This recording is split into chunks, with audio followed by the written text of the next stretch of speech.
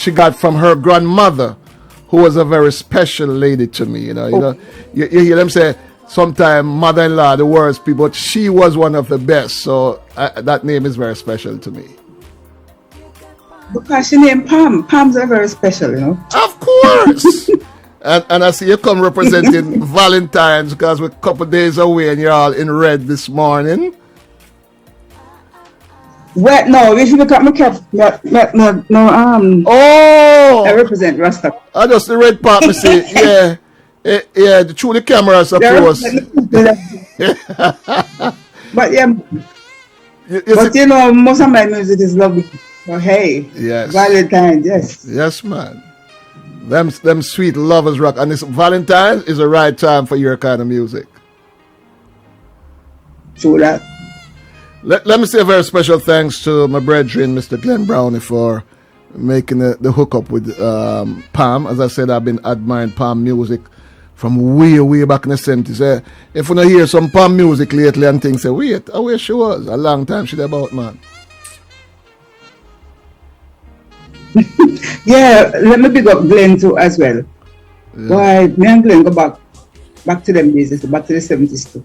Yes. He's one of the earlier people that I knew in the business. Yeah.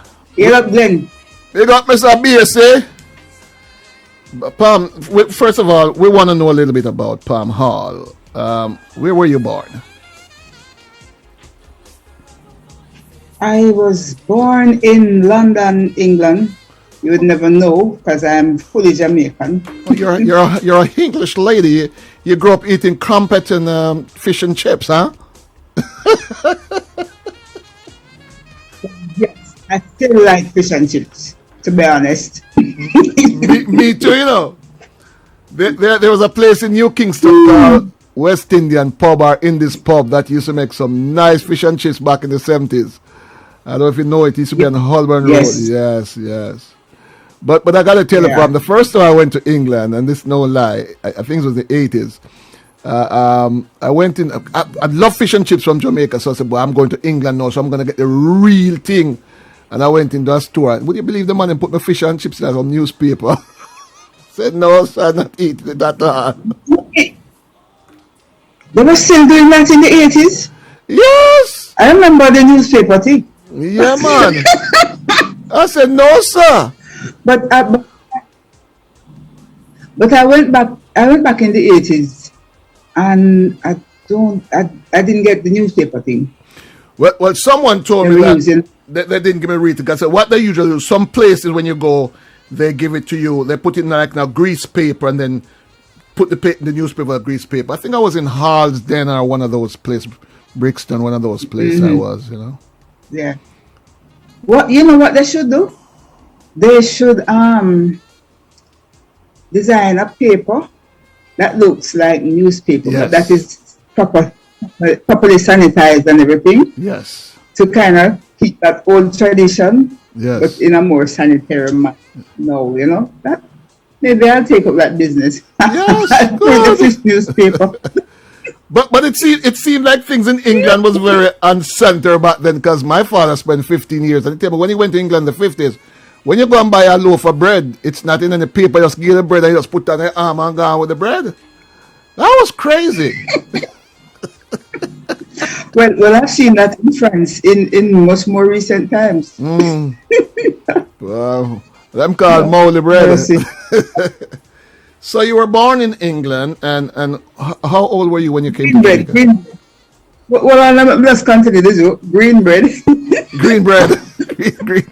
Molly bread, me no want no green bread.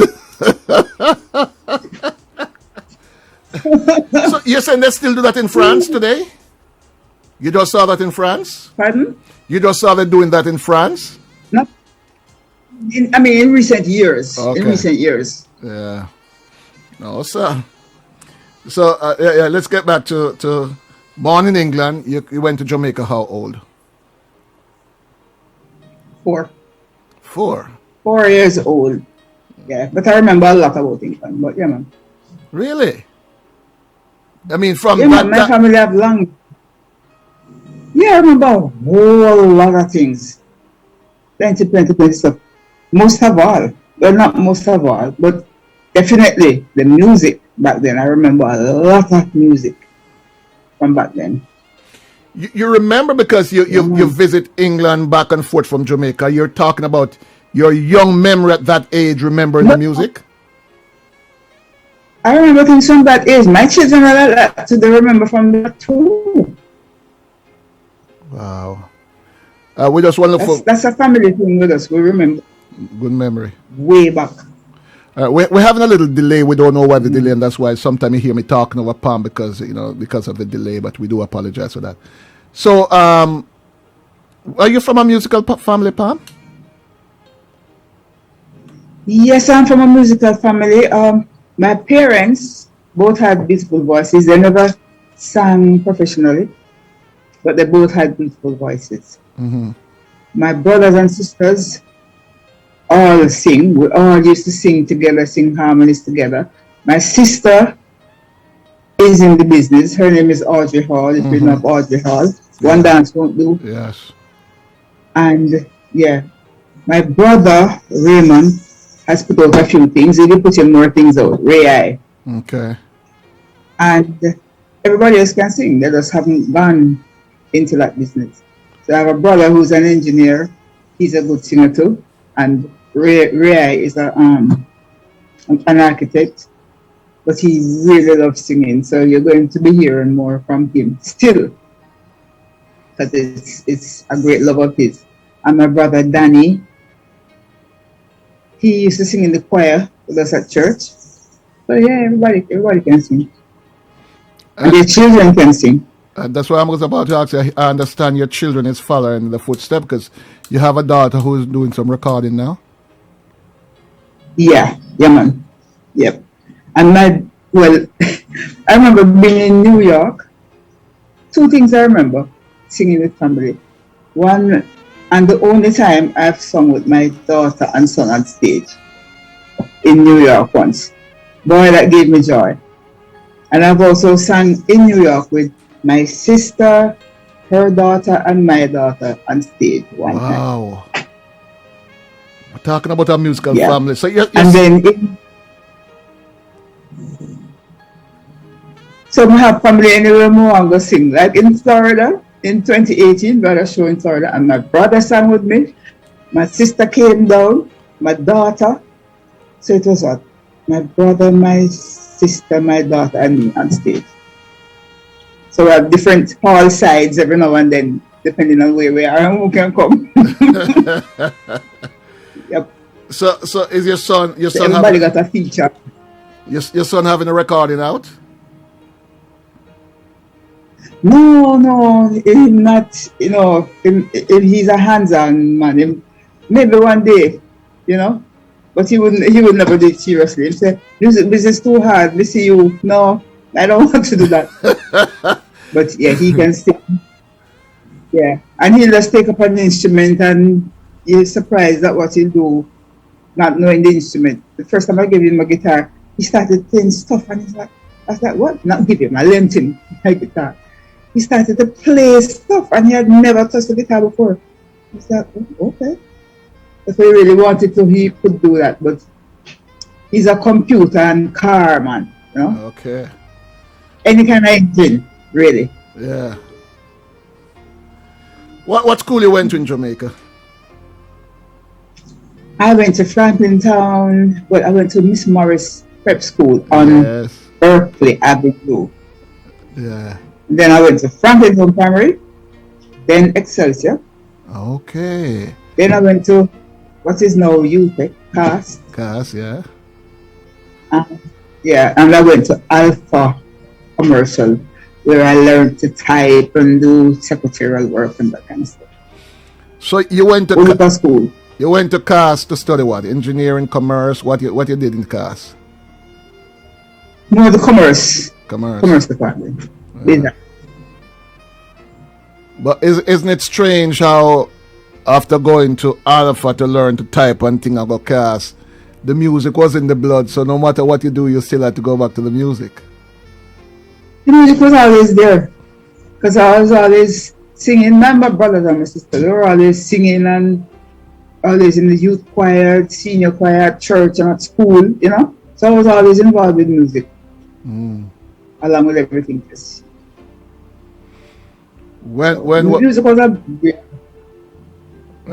again, I apologize because of the delay. I keep talking over Pam. It's not deliberate because, but because of the delay, we're sorry.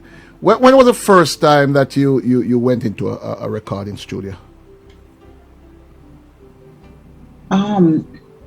No, I'm trying to. I think it was with Tina Stewart. Okay. I think that may have been the first time. If it wasn't with Tina, then it was with Willie Lindo.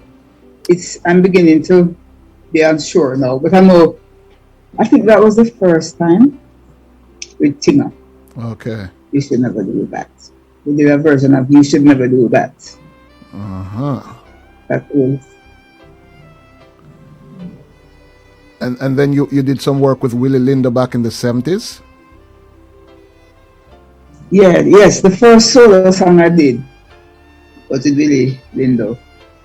And I was so scared that I said, listen, no, but I don't want anybody in here, please. And please turn off the light. I was so scared. But for the lady who can sing so good, why were you scared of? I was scared. I wanted to do it, but I was so scared. Pam, you've been singing from a kid. You sing with your family and so. So you're going to recording studio now. Why? Because it was in the studio. Because you're always in youth choir and things singing. So why the studio got you so afraid? I don't know. This is the first time I was doing that. Okay. I'm trying to remember where in the chronology this guy named Burke Cunningham, very, very early.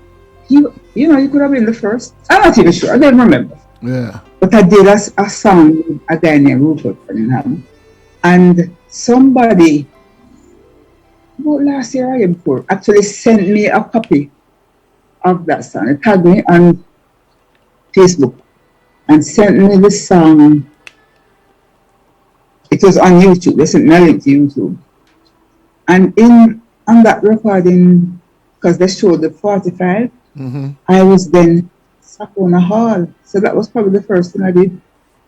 Savona Hall. I said, my goodness, I didn't even remember that I was using that name. That's my middle name. Savona. I said, my goodness, I was actually using that name. And then I went to Palm Hall.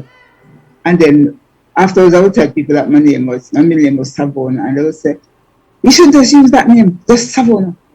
So it's too late, man. I'm all established already. But I hadn't remembered, I didn't remember that I had actually used that name. Yeah. I was like, what?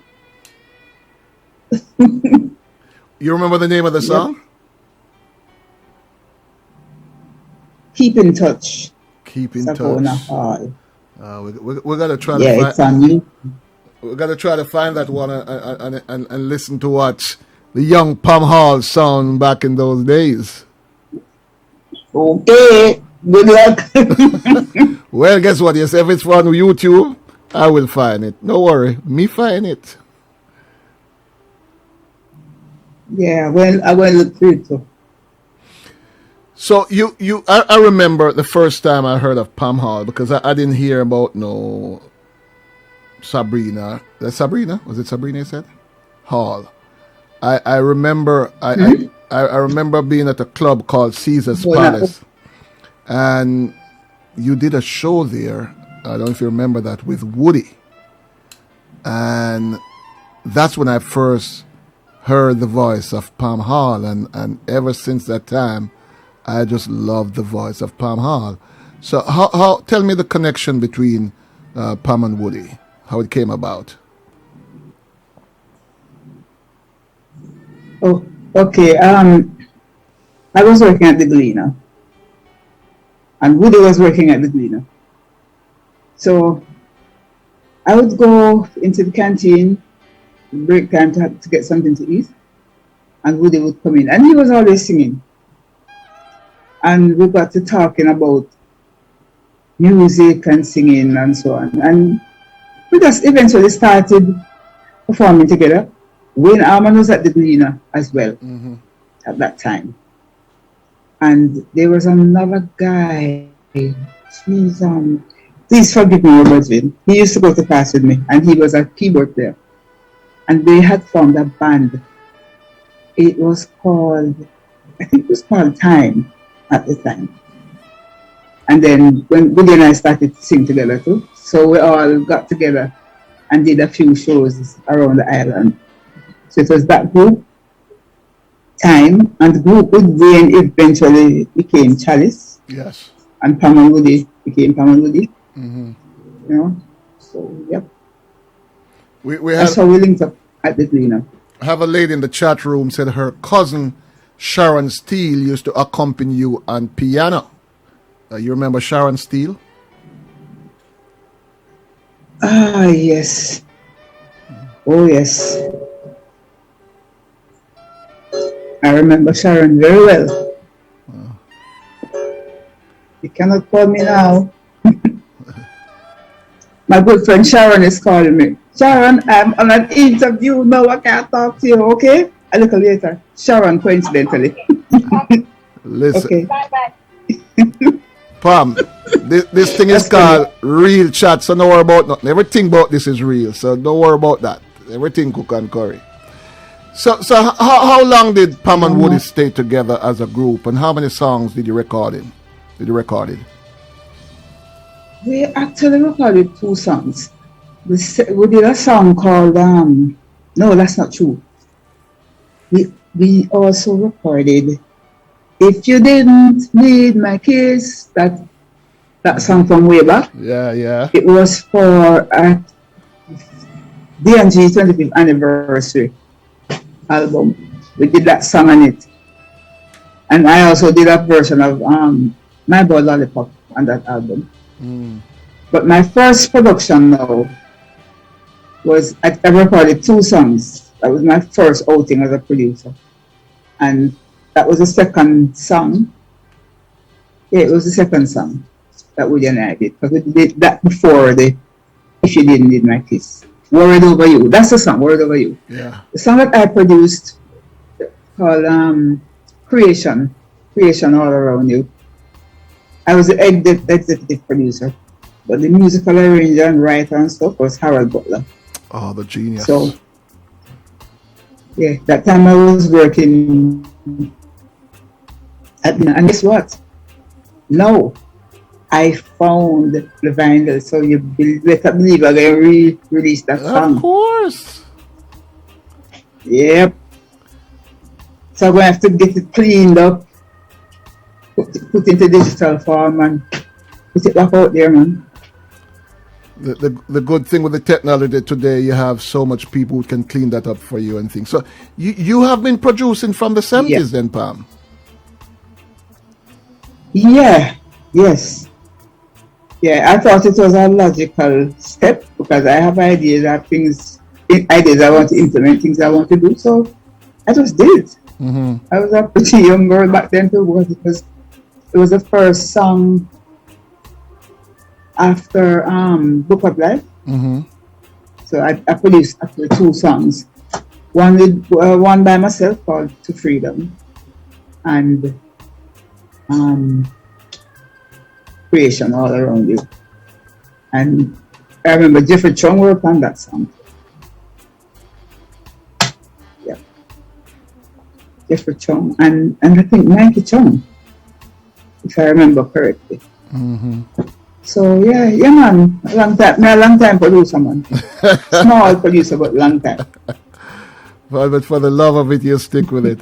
So after Woody, you start doing a lot of work, solo work. Do you remember some of the early solo songs you did back then? I think the first after Woody, I think the first song I did was Perfidia. After Woody, Perfidia. And then, yeah, my output was pretty scanty then. But that was definitely the first. That was produced by Blackbeard. Okay. Blackbeard the pirate. You got Blackbeard. Yeah, that's it, yeah. I hope he didn't And pirate then I you. remember doing the festival song. I said, I hope he didn't pirate you. I hope you got your dues out of what you did. Because his name is Blackbeard the Pirate. Yeah. Yeah, man, Blackbeard the pirate. Then she called him that, and then it just got shortened to Blackbeard. Blackbeard. You just mentioned you also did a festival song. That's news to me, Pam. It's the first time I'm hearing that you did a festival song. What song was that, and what year? Yeah. It was 84, and the song was called Come In A This. Oh, And I placed third, and I tied it Warrior for Best Performer award. oh. I guess I was out of Jamaica then, so I missed out on that. So you had a festival song, came in third in 1984. Was that your only time in festival? I think I entered song before that. I have a songwriting partner. Let me just hear him up right now, named Willow. Errol Wilson. He's my manager as well. We co-produce and co-write a lot together. So I always like to tell the story of that festival competition being a turning point for me in terms of performance. And Willow, the slave driver, used to say, come, we're going to rehearse what you're going to say, your choreography and that kind of stuff, and you know? And I thought I turned this off. Come on. Whatever. Yeah, so You're so real. You are so real, Miss Pam. You are so real. Thank you for being yourself, all right? Yeah, I was trying to turn it off, but apparently I failed. I soon try again because I don't want it to ring. So Willow now would work with me.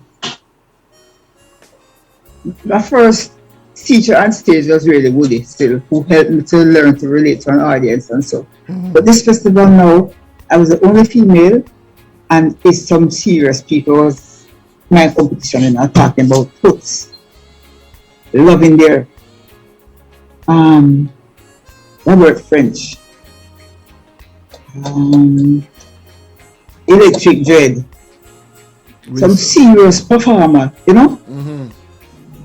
They were the brethren who sang. Have you?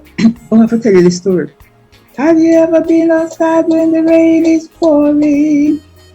That guy. Ernest Smith? His name is no.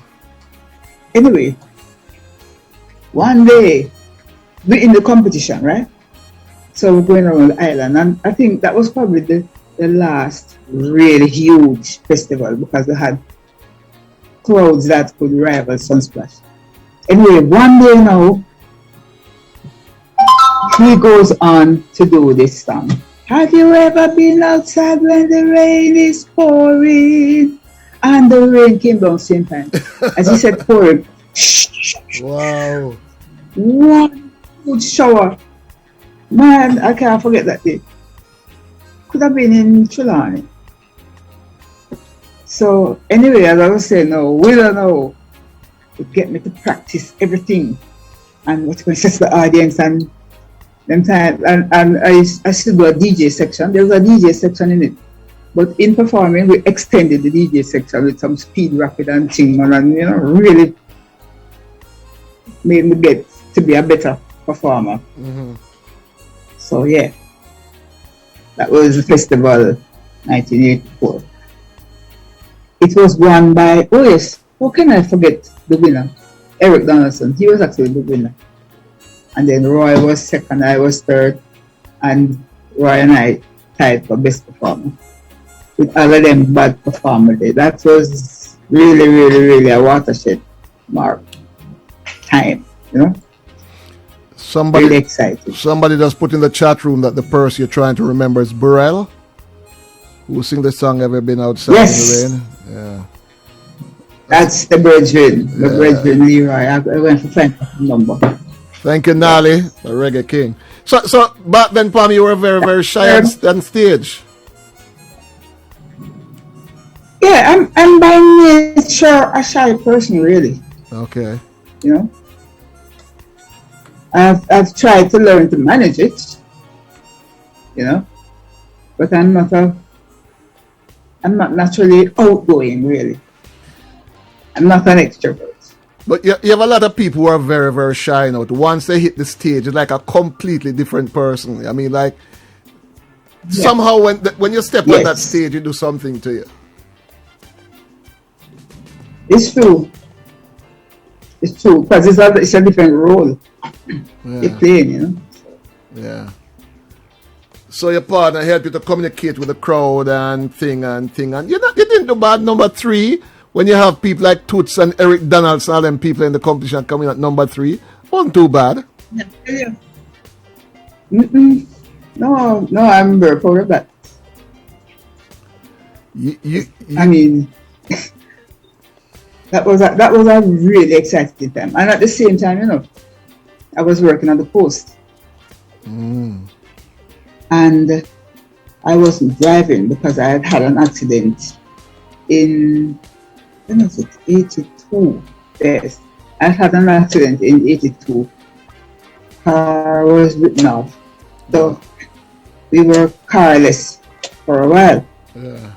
So sometimes I remember once doing a show in Ultra Race and then grabbing a cab to go to a place in Scotland, up in London, perform. And I only caught the last part of the show, you know, where I went on to do my song. I didn't get to do, you know, they used to have a section where you would do there's some other music. You would perform some other stuff. And then you would come on to do your song. Your festival song. So after leaving the show, we were not able to get there in time to do everything. So I just did my festival song. Okay. But there's something, you know, there's something about running late to get to a performance that gets the adrenaline going, you know? Okay. I think it makes you perform with more spirit. Because it has happened a couple of times. I don't really like it. I like to be there in time to get my vibes on and so, but sometimes like with that two-show thing, you know, you're in a rush and you just you know, you just go at it. So that was that night in Brownstone. And I did several shows where I would do my North Coast show and then head over. I did the same thing. I did a show on the North Coast and then went over to Portland for festival competition. So it was really a kind of exciting time, you know?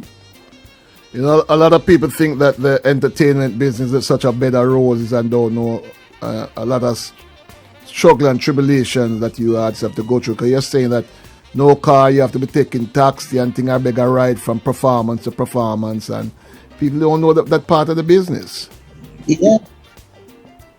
Right, and I want to tell you something, the trip from Ochi to go down to Portland, we had to take like 4 different buses. That is me and Willow, from one minibus to the next. Wow. Yeah, man.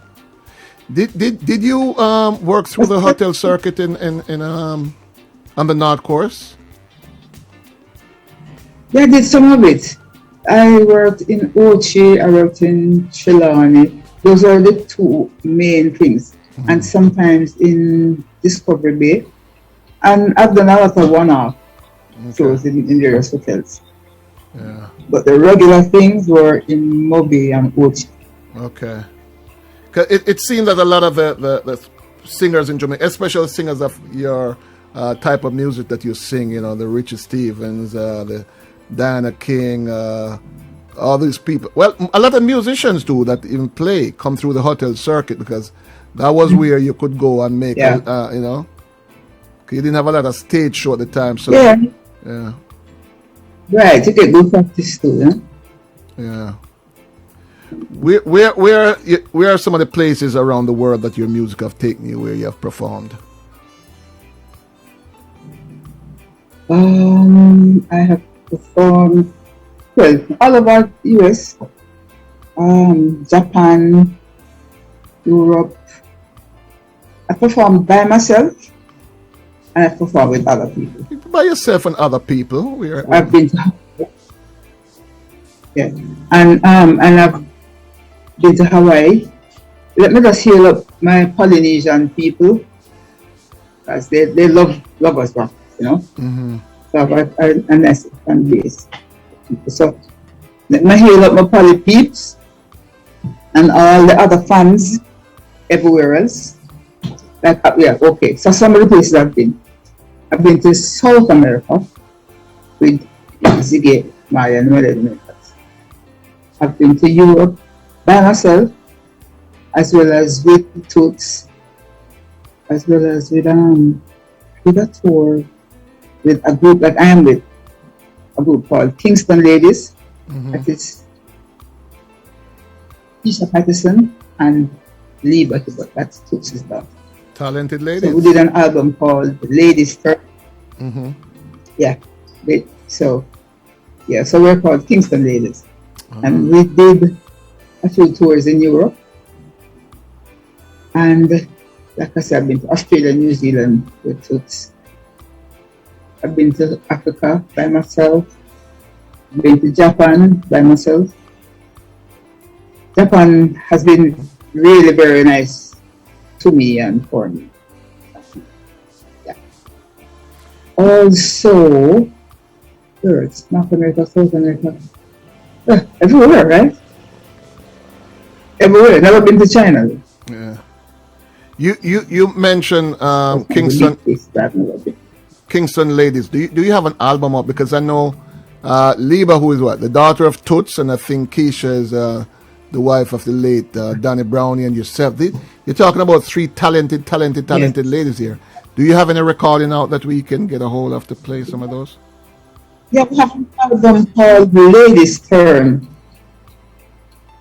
Ladies Turn, yeah, and we're really and truly, we're overdue to do some more recordings, really and truly. Yeah. But we'll stop low with that. But yeah, I want to tell you something. I'm not ashamed to say, I'm very proud to say, I am the one who picked them. Nice. It was a guy from France who wanted to produce a group, a female group. And because I knew the capabilities of these ladies, Mm-hmm. so, come ladies, let's do this. And yeah, we got together and did that album. So that album was released in France. Was it ever released in Jamaica or United States? I'm not sure about the United States. Probably not. But definitely in Europe.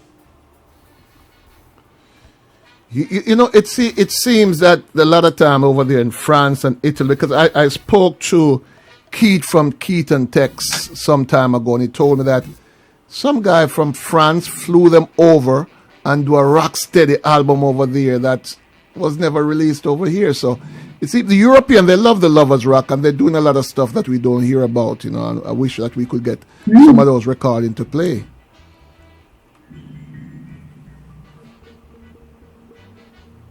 I'm trying to turn this thing off again. This is the Miller. I'm tech challenged. This phone is relatively new to me, and I don't have.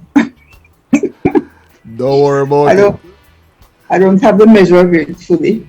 Probably never will. Don't worry about it. I just got one for my birthday, and trust me, I had to go back to university to learn to use it because, you know, we people are up here in age are technologically challenged sometimes. The good thing about this age is that you constantly have to be learning. Yes. So you have been on tour with you tour with Toots and the Maytals. Which other major artists have you done? Because we know you do a lot of backup work and stuff like that. Which other artists have you been on tour with? I have been on tour with the I-Threes a couple of times. did a US tour with them, and I've been to Europe and South America with them. Mm-hmm. But I don't really do background and tour a lot. Right. In fact, sometimes I haven't done that. I kind of stopped doing it. Mm-hmm. But yeah, I've worked with Ziggy Marley and the Melody Makers, the I3s, Toots. I did a tour with Roy in Europe. You Yeah, right. man. Yeah, what was that like? Tell us a little bit about that. That didn't expect that one. I did an opening stint, Yeah. and then I would work with him. So like I would be singing, for instance, Where Is the Ball? I sing the vocal part and he. Ah. But it was the fun in working with other people is that while they're singing, you can get to dance up and down and have fun, and then you sing 1 mile from the mic and then go back and go sing. So when you went on tour with Roy, I guess you were Hopeton Lewis, you were the Paragons, you were the Melodians, you were all these people. Every woman, or I should say in that case, I'm everybody. Yeah. Pam, one of my all-time favorite songs from Pam Hall was a song you did for the movie Children of Babylon. I Was Born a Woman. But every time I hear that song, it just touched something right here, sir. I think it was written by Harold Butler. Harold Butler and Lenny Littlewhite. Yes. Tell us how you got to do that song in the movie and what the movie was all about.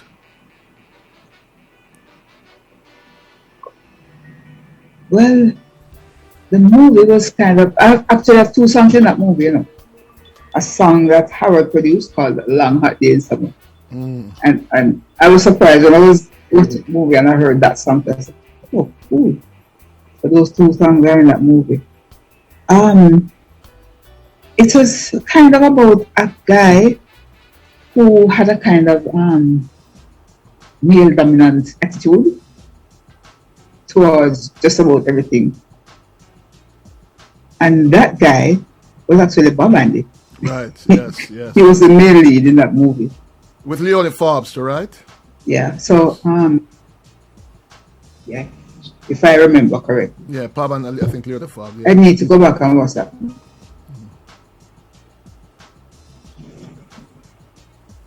So, they included a lot of artists. I remember Cynthia. Mm-hmm. Cynthia was one of the artists. Yeah. Myself, the Diamonds, Barry Common.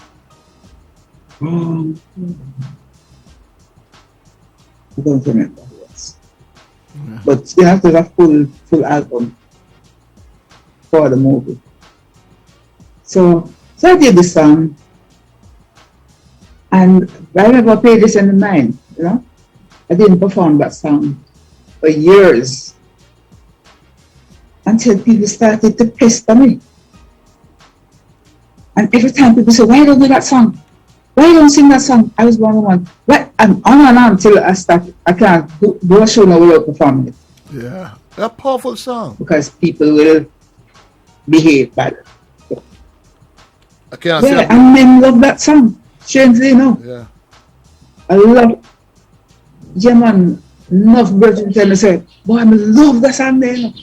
Yeah, man. Yeah. Yeah, one of the man that will love that song. Let me make an apology. I did mention that Keisha was the wife of Danny Brown is Dalton, and Danny didn't pass away. I'm sorry if I made that mistake there. Dalton, Keisha is Dalton's the late Dalton Brownie, not Glenn. Don't want anybody to think that Danny passed away. Yeah, man. It's a very, very, very, very powerful song, man. I played it earlier when I Was Born a Lady, and you put your all in that song. You put your all in that song. Yeah. I'm going to tell you something. The first time I went to the studio to sing it, that's never really feel so good. I never spend much time on it. And Harold came home with me open up the piano and we ran through it a couple times. And then next time I went back, that was it. It worked. So you went to the studio, recorded the song, and then went home and go back over it and go and do it the song again. And the second take was the one that all of we men love, that was tear we up when we hear that song. Yeah. Nice. Yeah. Harold was a genius, or is a genius. There's a guy I know who tells me that he saw me do the song and he'll never forget. He saw me do it in the studio. And it was one take.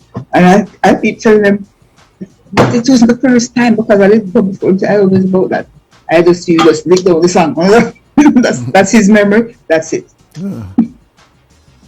And that's a powerful song. We're going to play that song for you. After I finish talking with Pam here, we're going to play some music from Pam. Pam, you have worked with, away from you producing yourself, you have worked with a number of producers, because I know you did some work with my good brethren, the late Lyde Campbell, rest in peace, Lyde. You've done work with Willie Lindo. Who are some of the other producers that you have worked with? Well, Harold Butler, Blackbeard, who else? It's not right. I have done work with several other producers whose name escapes me at the moment. Forgive me, folks. But most of the work that I've done, I've been a co-producer. That with Lloyd and with Willow. But I do have quite a few singles otherwise. And of course there was Blackbeard with the first album, which was Perfidia. First album that was put out. But let me pick up this little lady here. There's a lady. The song you were playing a while ago, when I came in, that song was put out in 2019. Susan King. Why am I forgetting her name now? All right, my excuse is a senior thing. Yes, man. Yeah, man. we can relate to that. Yeah. I use that excuse all the way. It's not an excuse. I choose that senior thing, so don't worry about it. Yeah, this China Nicole.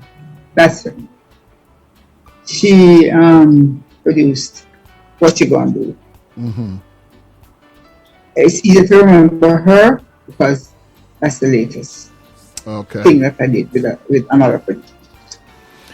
You started out as an executive producer, and for the folks who don't know, executive producer is the person who go in and put up the money for them to make this record.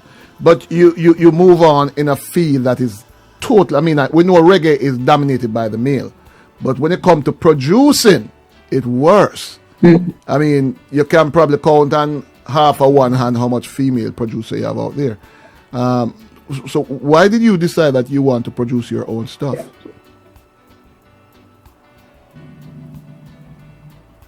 Nothing special. I think it's just a natural thing for me to do. That's all. That's just a natural thing for me to do. So my ideas and, do my thing. So it's not any big decision. It's just, like I said, it was just a natural thing that I would do after singing. I see people produce and I'm capable of doing it, so I just do it. Okay. And that first production, I was working at Green at the time. So I went to the credit union, as a member of the credit union, got a loan, bought my first car, and did my first production. That's it. And as I say, the rest is history. You're now also producing someone very, very special to you. I don't know if I heard right, but I heard some little bird told me that you're now producing your daughter? But yeah, I did her. Well, this is not the first song she sang. I still have the first song she ever sang. I'm so happy that I got to do that. But I produced the first song she sang. but it's not out yet. But yes, I did produce a song in 2019 and put it out. Yeah, I wrote the song too, for the most. Wrote the song, produced the song by a daughter. What was it like Tina. for a mom to be producing her daughter? What was it like? A nice feeling. A nice feeling. It's a natural feeling too, you know. But when she finally decided, she's very picky, you know, because she's also very musical and has her own ideas and so on. So I was very happy. Well, the first time she decided to actually sing on stage with me, I was like, oh, okay, cool. And inside I was like, hallelujah. So when she,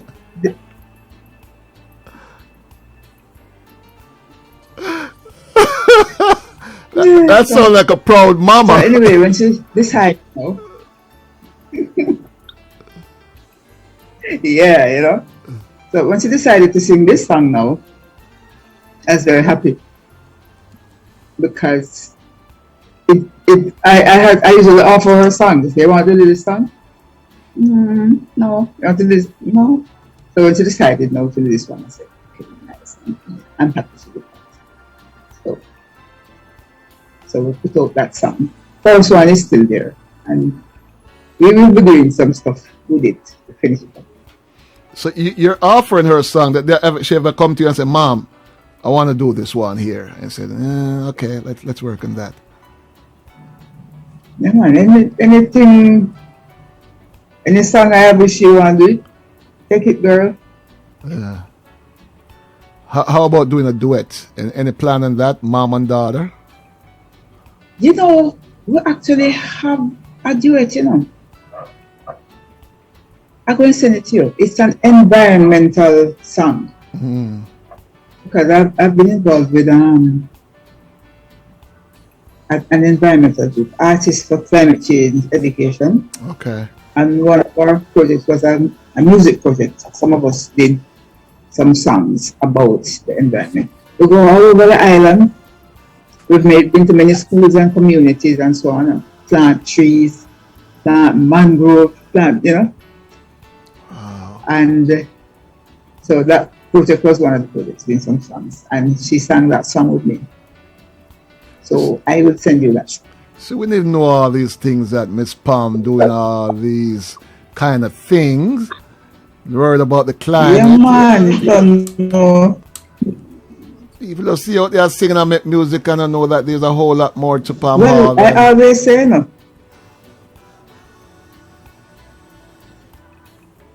Yeah. I always say, no. Living outer space. It's not a practice. It's not an option, really. So if you take care of a place, it's the only place I really have in any practical sense. Some people can go outer space and do one or two things. Like a man can pay 20 million and get a space right. Excuse me, how possible is that for the rest of the world? Or even for them. Yeah. Because it's not a climate out there, you know? So, I just have to take care of it. Of course. Must protect where we live. You have been around from the 70s, still Yeah, making great music to me. I mean, as I said, I just don't understand why, bros bigger yet. But it's never too late for a shower rain. What is the secret for the longevity of Palm Hall?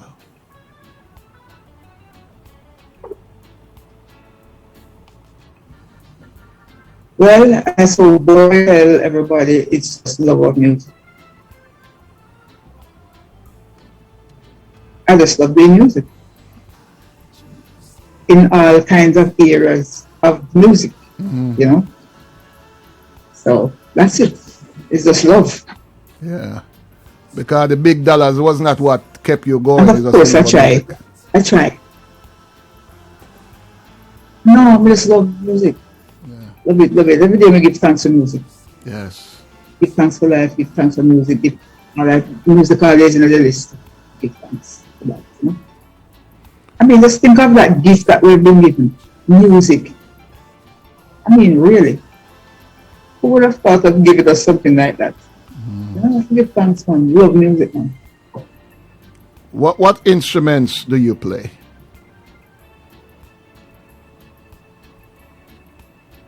I wouldn't say I play an instrument. That's what I would say. I always say I play with them. Okay.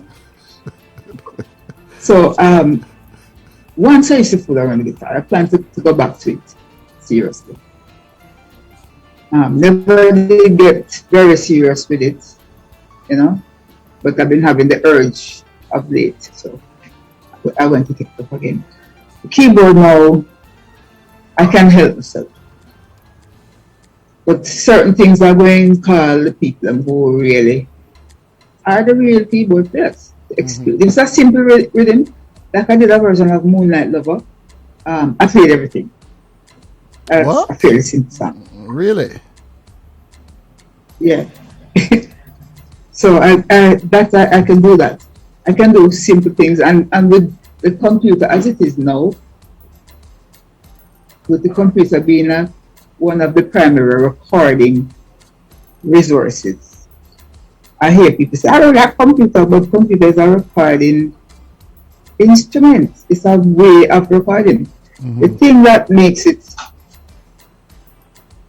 that gives you an advantage if you're not a big time musician, is that it's an excellent editing tool. So if I'm playing something, I can play it 20 times and then take out the good parts and then fix it up and slide it, and you know. And so I know I can hear what I want. If I'm having problems playing what I want, I get the expert. But if it's fairly simple, I can do that. And I love to make up my own bass lines because I was a bass player in another life. So I make up wicked bass lines, if I may say so myself. A true mass, Glenn. Yeah, Glenn. Hey, Mr. The one, Glenn Brown, you have a wicked bass. Mr. Glenn Brown, you have a tune out with Marjorie Key, you know, name How Can I Love Someone? And one of the wickedest bass line me here in a long time. So yeah, bass. I love the bass, you know. Yeah, man. Yep. So the computer make music so easy. Again, we do apologize for, you know, and you know when I do my interview, I don't like talking over artists. It's just that because of the delay sometimes. Pam, gone are the days when people go to studio. Because you remember those days, the 70s, where it's the real thing, and you make a mistake, you have to splice it, and put the tape together and run it again and splice it. Now you have your computer, you say you can do the one take 20 times and erase and save what you want. So the computer then is a great tool for this time. Yeah, it is. It is very useful. And all the purists out there, you can forgive me, but I want to make music, so I make it however I can. So yes, I will use the computer. And like I said, it's not just a matter of the computer, but the computer is a good way to record your stuff. Even if it's all live music, chances are that now you're still going to record it to a computer. Right. So when the computer is, so you don't just bash the computer. You might say you don't like the programmed music. That's not a thing, you know. Yeah. Well, my brethren, Glenn, tell me say is what you put in the computer again, because the computer is there, but then you add a little thing to get the difference in it, you know. So you might use a computer, then you know, bring in a man for do him hand section, or a man for play like this and that, and that's right. Yeah, man. It's just like the collector man them sometimes in bash we say we use computer for play music and them want to play recording. So we can understand what you're talking about. So how is the COVID affecting you now in terms of not performing and stuff like? And by the way, I MC the stats show the other day and really enjoy your performance there. Thank you. Yeah, I'm sorry I couldn't have done more, but I couldn't. I really couldn't manage anything more at the time. So maybe next time we can do something better, something fresher, you know. But yeah, man, I enjoyed that. Yeah, well, the COVID now, I try to my first thing, the major thing for me is to work on my immune system. So I try to do that. Not just for COVID, but for anything. There are millions of diseases out there. So I think it's really important for us to work on our immune system. Keep doing that. I mean, I don't have anybody who's going to live forever. However, in terms of having good quality of life, healthy quality of life, it's important for us to build our immune system. So it works. Even if you get the disease, whatever disease, you are at least in a position to put up a fight. Mm-hmm. So I don't intend to live in fear of COVID. However, I am fearless but not careless. Ooh, okay. I hear thee. Fearless but not careless. So why are we in the pandemic and you can't tour and you can't go to the road? Are you at home making music still in this time? Definitely. Yeah. And I go to studios too. Actually did a track show. It was my first show in probably a good year. Did a show in Negril last month. I could have rehearsed the band, but I didn't have time to rehearse the band, so I just used tracks. Okay. For myself and my daughter, we performed. But I do studio sessions. I do studio sessions at home, and I do studio sessions at other studios. I'll call and say, make sure you spray up the mic and the puff screen and thing, Yeah. But we can protect ourselves, but life has to go on, so we do what we can do as carefully as we can, So let me find a piece of wood to knock on. You hear it? I hear it, man. You hear that one? I hear it. Yes. But health has been pretty good so far, and I hope for it to continue. And it's something that I can work at. But you didn't have to stretch so far around if you knock with you. You can just put it on right on the screen and knock on my forehead, Yeah, well, I wouldn't. I wouldn't head. Pam Hall is our guest here in Real Chat today. And real sister, I tell you. You see the reason? A real sister, man. Pam, you have made music that we call catalog music. I mean, a lot of folks make songs that after a month or two they disappear. But the music that you make will play now and continue playing because this is the kind of music that we play. We call catalog music, and we're happy that you have been giving us all these great music that we can continue playing and hope that you will never ever stop until you'll be the last breath to give us good music.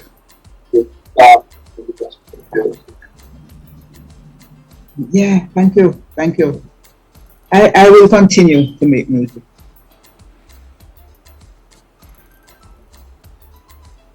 Pam Hall here with us this afternoon. It's pleasure having Miss Pam again. We apologize for the delay, and I know it comes something that kind of throws us off. But Pam, we just want to say thank you very much for talking to us. And is there anything else you want to tell the folks out there, that, a little bit about Pam Hall that we don't know?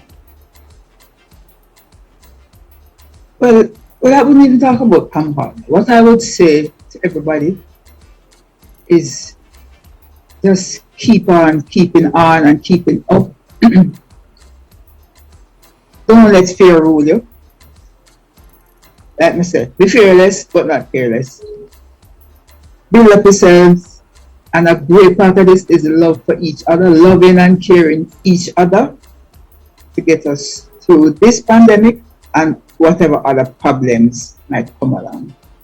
Because when we love and help each other and try to be united, we are all stronger. So that would be my emphasis really right now.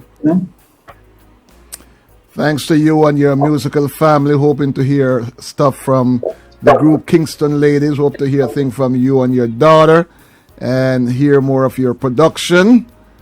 thank you for taking time out to be with us on TMC, and we do apologize for the delay. As I said before, when I talk to artists, I like artists to talk without talking over them, but because of the delay sometime, I start talking before you finish. And we apologize for that. Yeah, that's why I've been kind of hanging back to when I said talk to you, because I'm not sure exactly how the delay works. So I just kind of try and hold on a bit. Right. But I really appreciate talking to you. Go ahead. One more thing to tell you. There's a song coming out, a co-production between myself and a new artist. I will send it to you. Okay. Thank you. Different kind of music. Different vibes. All right, madam. It's good. We play it. And so far you haven't disappointed us with good music, so I'm sure we'll get it and play it for you. Yeah, man. Thank you for having me. I have enjoyed this. Thank you very much for being with us. And we really nice for the lady who I admire so long to have her talking with me. That's it. I love this thing because people that I've admired, I'm not saying growing up. I know you from when I was a big man.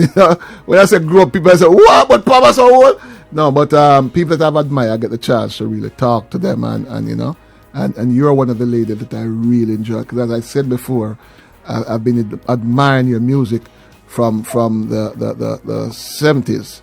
And so happy to have you and for you to continue making the sweet lovers rock, because me love my lovers rock, And I know that the people in England where you're born, when they talk about lovers rock, I feel them think that. Yep, definitely. Yeah. So, Miss Pam, thank you very much. Have yourself a blessed day. And God bless you. On behalf of my TMC family, thank you for being here with us. Yes, I.